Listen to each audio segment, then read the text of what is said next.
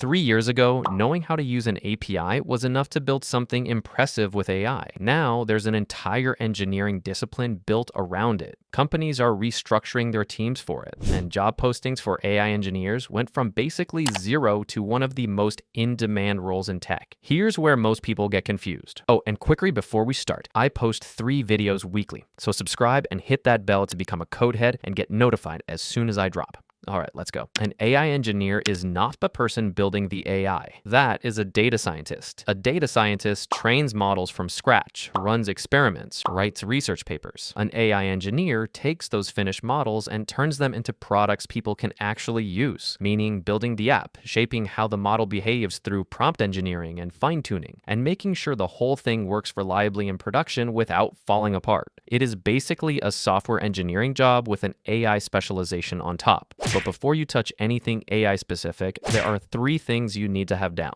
First, Python, and not beginner Python. You need to be writing clean, deployable, production-grade code. You should familiarize yourself with good practices, like not hard-coding your API key. Second, basic math. Statistics, probability, a bit of linear algebra. You do not need to derive anything from scratch, but you do need to know what a probability distribution is, why matrix multiplication matters, and what it means for a model to overfit. Third, the developer fundamentals. Git, APIs, the command line. These are non-negotiable. Every tool you use later will assume you already know this stuff, because you should. Now, the actual toolkit. For accessing AI models, you have 2 main options. OpenAI's API if you want something that works out of the box, and HuggingFace if you want more control over what model you're using. LangChain sits on top of both and lets you chain models together into actual applications. Things like multi-step reasoning, tool use, or memory. Pinecone handles your vector database, which is how your AI stores and retrieves information when it needs to remember the company secrets you gave it just so it could format your email. When it comes to deployment, Docker lets you containerize your app so it runs the same everywhere, and then you host it on AWS, GCP, or if you're a weirdo, Microsoft Azure.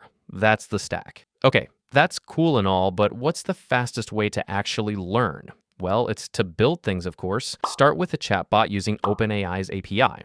A basic working version takes a weekend if you sit down and focus. Then move to a RAG app, which stands for Retrieval Augmented Generation. That's where your AI reads from your own documents and answers questions based on them. After that, try a content generator or a simple text classifier. These 3 projects alone will teach you more than months of watching tutorials. The mindset here matters too. You're not inventing AI, you're assembling it. Use what already exists and get something working, then figure out how to make it better. Don't start by trying to reinvent the wheel. In terms of what the job actually looks like day to day, well, you basically own the whole pipeline. That starts with writing the prompts and ends with monitoring the system in production. You're responsible when the model starts hallucinating how many R's are in strawberry, and you're the one who catches security issues like prompt injection attacks. At senior levels, you're also thinking about inference optimization, which is just making the model run faster and cheaper. Hello, I like money. On salary, entry level at a startup is somewhere around 70 to 130K. At a top tech company with a few years of solid experience behind you, 300K is a real number.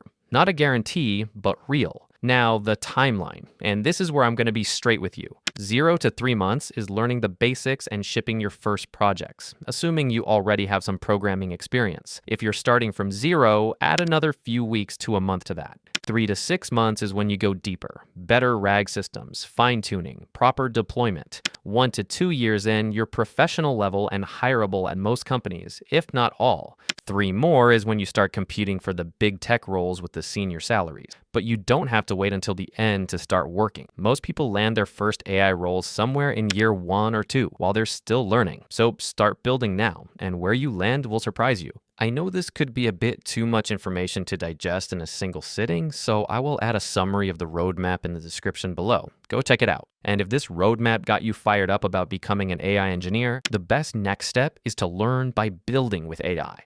And for that, I recommend DataCamp, the sponsor of today's video. I've been using DataCamp for years, and what I like most is that it's hands-on. You're not just watching lessons, you're writing code, doing exercises, and building projects right in your browser. If you're coming from software development or engineering, DataCamp's Associate AI Engineer for Developers track is a great fit. You learn to build with the OpenAI API, HuggingFace, LangChain, Pinecone, plus prompt engineering, embeddings, and LLM ops, so your apps are actually production ready. If you're coming from a data background, the Associate AI Engineer for Data Scientist track takes you from scikit-learn and PyTorch into Llama 3, LangChain, MLOps, and explainable AI, and then it prepares you for DataCamp's AI Engineer Certification program. Both tracks are practical, up-to-date, and built around the exact skills aspiring AI engineers need. If you want a structured path to learn all the skills to succeed as an AI engineer in one place, check out the DataCamp links in the description. There's a track for wherever you're starting from.